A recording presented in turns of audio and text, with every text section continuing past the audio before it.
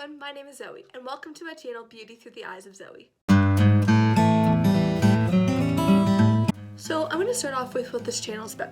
So as you can tell, I wear glasses, and they've kind of been a struggle in the sense of 1, not being able to see, 2, being unable to do makeup very well, and 3, kind of just always getting in the way. I also have something called double vision, which means I see 2 of everything, which is a nice bonus. I created this channel to share with everyone some tricks and tips I've learned from a beauty perspective and also a lifestyle perspective when it comes to wearing glasses and some ways to make things easier. Now, I will say this. By no qualifications am I some makeup superstar, but makeup is something that I really like doing, something that I put a lot of time and interest in, and something I really enjoy.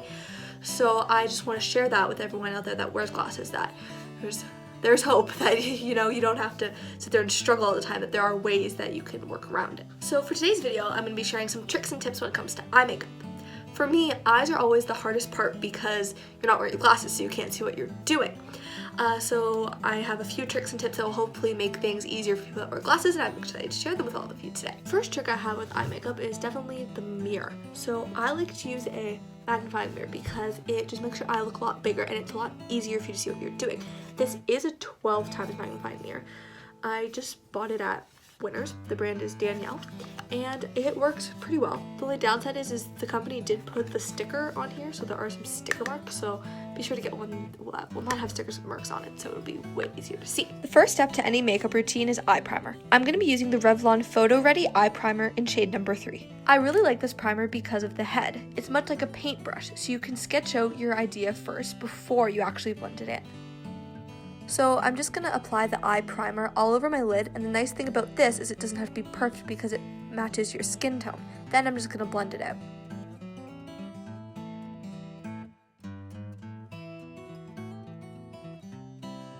So today I'm going to be using the Profusion Glitter and Glam palette, as you can see here. Now, I actually bought this palette for $10 at Winners. You're probably like, oh, you bought it at Winners or whatever, so it's going to be bad. Now, that doesn't always mean that palettes are bad if they're a good price. A lot of people think that low-end makeup that you buy at like a drugstore is not always the best, and that's actually not true. A lot of it's actually really good. Now, not saying that high-end makeup is bad. A lot of it is good, but it's important to test the product out first to see what works for you.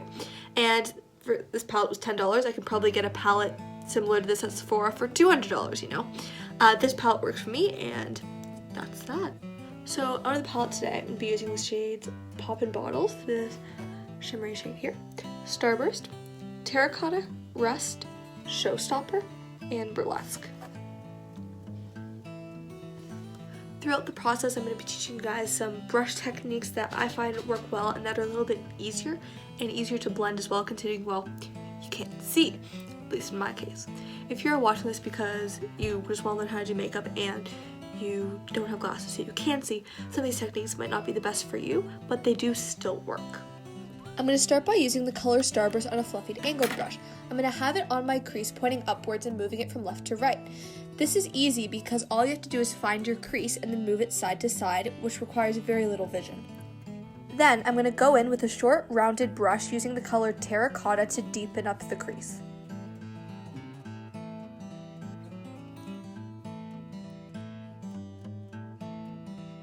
Then I'm going to use the same brush with the color Rust to deepen up the crease even more. Then I'm going to go in with an angled brush using the color Burlesque to deepen up the corner. Now it's important to use the angle with this brush because, like me, as you can't see, the angle helps you create the pointed shape for the corner.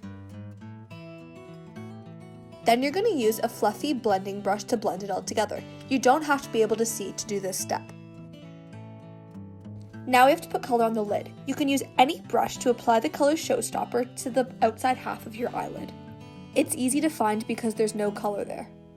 Then I'm going to use a smaller brush to apply the color Poppin' Bottles on the other half of my eyelid.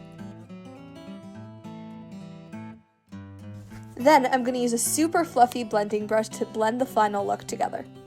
It's important to blend together the 2 shimmery shades on the eyelid to make sure they blend together nicely.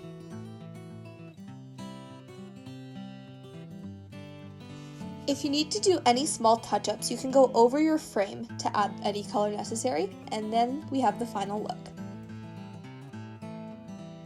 I'm going to go into the other eye off camera, and then we're going to head to the next step, which is eyeliner. So both eyes are complete, and it's time to do eyeliner. Now, eyeliner can be very challenging for someone who can't see, considering it has to be super precise. And it also doesn't help that I do have a very shaky hand. So I do something a little unique that still has the same eyeliner effect and does give off the same pigment, but it's actually not eyeliner, like the actual product. So I'm going to share with you what that is. So instead of a liquid liner, a pencil liner, or tattoo liner, you know, I actually use eyeshadow. Now you're probably thinking, wow, that must be like so messy, fallout, it's not very precise. Well, I actually do it in a certain way where it's actually pretty precise. So I have this brush here, and it's really short and really flat. Now you're probably thinking, well, why is she using an eyeliner brush? I just find those very hard to work with. They're great for doing wings, but I don't look good with a wing personally. If you want to do a wing, yeah, eyeshadow with a eyeliner brush is great. So instead, I just use a black eyeshadow, as I said. I'm not going to use the black eyeshadow from the palette I just used. I'm going to be using the Too Faced White Peach palette. This palette you can buy at Sephora. And I'm going to be using the shade On the Grill here. This is one of my favorite black shades because it's also really dark, like it's nice and dark and pigmented, and it gives kind of that eyeliner effect. So let's see how that looks. Now, I find it easier to put on by doing a bunch of short and fast strokes. I just go to the bottom of my eyelid and just keep going back and forth, all the way across my eyelid to make sure it's fully complete. Now, it is okay if you do miss the bottom part of your eyelid, because if it goes too far underneath, you can just remove that with a Q-tip, and same if it goes a little far above.